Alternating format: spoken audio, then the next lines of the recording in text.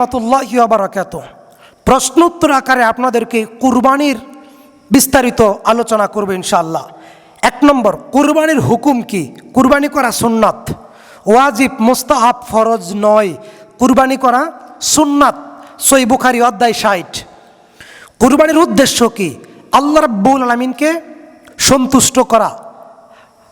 হালাল কষ্টের উপার্জিত টাকা দিয়ে কুরবানি ক্রয় করবেন, কুরবানি করবেন আল্লাহ রাব্বুল আলামিনকে সন্তুষ্ট করা।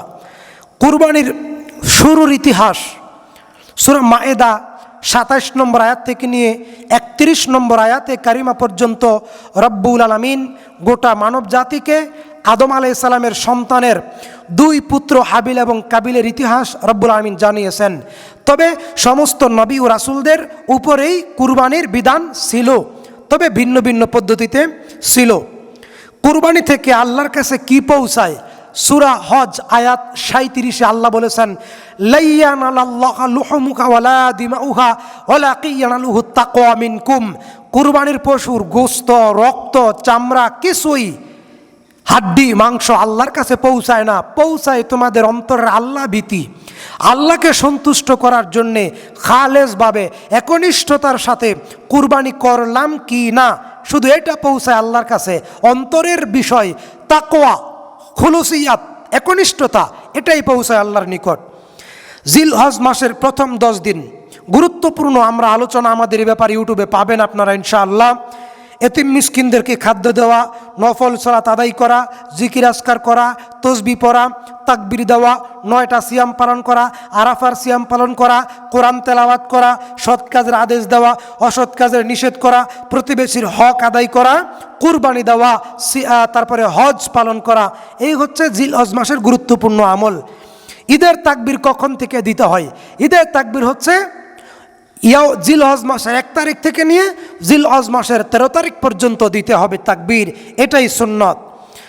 তাকবীর হচ্ছে আল্লাহু আকবার, আল্লাহু আকবার, লা ইলাহা ইল্লাল্লাহু, আল্লাহু আকবার, আল্লাহু আকবার, ওয়ালিল্লাহিল হামদ। এই তাকবীরটা দিবেন। এই তাকবীর ওমর, ওসমান, আলী, আবু বকর তারা দিতেন। বাড়িতে, রাস্তাঘাটে, মসজিদে, সব জায়গায় এই তাকবীর দিতেন। অতঃপর আরাফার দিনের করণীয় কি? এটাই হচ্ছে সবচেয়ে গুরুত্বপূর্ণ আমল। আরাফার দিনে হাজিগণ আরাফার ময়দানে উপস্থিত থাকবেন, তওবা ইস্তেগফার করবেন, আরাফার খুতবা শুনবেন, হাত তুলে দোয়া করবেন গোটা মানব জাতির জন্যে। কুরবানি কবুলের শর্ত কি? কুরবানি কবুলের শর্ত হচ্ছে হালাল রুজি হইতে হবে, একনিষ্ঠতা থাকতে হবে, আল্লাহকে সন্তুষ্ট করার জন্যে 4টা শর্ত। নাম্বার 1, আল্লাহকে খুশি করার জন্যে একনিষ্ঠভাবে এই নিয়ত থাকতে হবে। নাম্বার 2, হালাল রুজি দ্বারা কুরবানির জন্তু ক্রয় করতে হবে। নাম্বার 3, স্পষ্ট ল্যাংরা, খোরা, কানা, লেজ কাটা, কান কাটা এগুলো চলবে না। নাম্বার 4, নবীর তরিকায় কুরবানি করতে হবে, তাহলেই কুরবানি কবুল হবে ইনশাআল্লাহ। 10 নম্বর প্রশ্ন, সামর্থ্য থাকলে কুরবানি না করা। রাসূলুল্লাহ সাল্লাল্লাহু আলাইহি সাল্লাম বলছেন, ইবনে মাজাতে অত্র হাদিসটি এসেছে, যাদের সামর্থ্য আছে তারা যদি কুরবানি না করে তারা যেন আমার ঈদগাহে না আসে। কঠিন হুঁশিয়ারি আল্লাহ নবী দিয়েছেন। সামর্থ্য থাকা সত্ত্বেও যারা কুরবানি করবে না তারা যেন ঈদগাহে না আসে। তবে কিস্তি থেকে টাকা তুলে, ধার করে, লোন নিয়ে, মানিজ্যতের ভয়ে কুরবানি দিবেন, এটা সুন্দর নয়, এটা বৈধ নয়, এটা জায়েজ নয়। কুরবানি একটা ইবাদত, সুন্নত ইবাদত। আল্লাহ তৌফিক দান করুন, আমিন। নবী সাল্লাল্লাহু আলাইহি সাল্লামের কুরবানির বিবরণ। নবীজি সাল্লাল্লাহু আলাইহি সাল্লাম উম্মতের পক্ষ থেকে, পরিবারের পক্ষ থেকে উট কুরবানি করতেন, ভেড়া কুরবানি করতেন, ছাগল কুরবানি করতেন, মর্মে বর্ণনা পাওয়া যায়। নবী সাল্লাল্লাহু আলাইহি সাল্লাম ছাগল কুরবানি করতেন মর্মে অনেকগুলো সহিহ হাদিস পাওয়া যায়। সহিহ হাদিস পাওয়া যায় সুনান তিরমিজিতে এবং আবু দাউদে। আল্লাহর নবী সাল্লাল্লাহু আলাইহি সাল্লাম ছাগল জবে করতেন, ছাগল কুরবানি করতেন। এটাই সহিহ হাদিস দ্বারা প্রমাণিত। কুরবানির পশু কেমন ব্যক্তি জবাই করবে? পরহেজগার, মুত্তাকি, নামাজি এমন ব্যক্তিরাই কুরবানির পশু জবে করবে। কুরবানির পশুর বৈশিষ্ট্য হতে হবে, বয়স শর্ত নাই, শর্ত হলো দাঁত, দাঁতের বিধান। হাদিসে পাওয়া যায় মুসিন্না। মুসিন্না মানে দুধের দাঁত পরে নতুন দাঁত উঠা, দুধের দাঁত পরে নতুন দাঁত উঠা, দুধের দাঁত পরে নতুন দাঁত উঠা, এটাই হচ্ছে বিধান। তবে দুই একটা হাদিসে বয়সের শর্তগুলো পাওয়া যায়। তবে যখন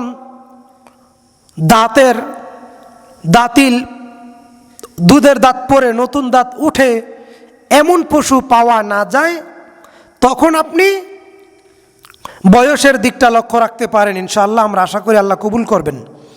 কুরবানির দোয়া। কুরবানির দোয়া হলো, আল্লাহ আপনার নামে পরিবারের পক্ষ থেকে অমুক অমুকের পক্ষ থেকে কুরবানি করলাম, আপনি কবুল করুন, আল্লাহুম্মা আমিন। এটা হচ্ছে দোয়া।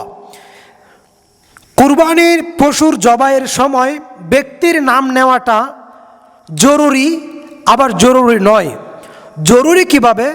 রব্বুল আলামিন জানেন যে কার কার পক্ষ থেকে, রব্বুল আলামিন মনের খবর জানেন, তবে যেন রিয়া বা অহংকার চলে না আসে। কুরবানির পশুর ছবি ফেসবুক, ইউটিউবে দেওয়া, এটা কেমন? এটা নতুন একটা ফিতনা। এটা কি নব্য ফিতনা?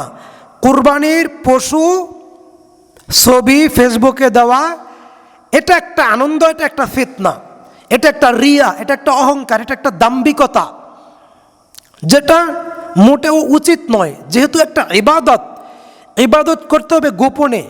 যত বেশি ইবাদত যত বেশি গোপনে হবে, তত বেশি আল্লাহর সন্তুষ্টি লাভ করা যাবে, আল্লাহ রাব্বুল আলামিনের নৈকট্য লাভ করা যাবে, বেশি পরিমাণে প্রচুর পরিমাণে নেকি পাওয়া যাবে। কুরবানি গোশত বা কলিজা দিয়ে কুরবানির দাতার সকালে নাস্তা করা সুন্নাত। রাসূলুল্লাহ সাল্লাল্লাহু আলাইহি ওয়াসাল্লাম সকাল বেলায় ঈদুল আদহা তথা কুরবানির ঈদে বাড়ি থেকে না খেয়ে যাইতেন। কুরবানি জবে করার পর কুরবানির পশুর কলিজাটা বাড়িতে পাঠিয়ে দিতেন, রান্না করা হলে তিনি এসে খাইতেন। এর ভিতরে আল্লাহর নবী কিছু খাইতেন না।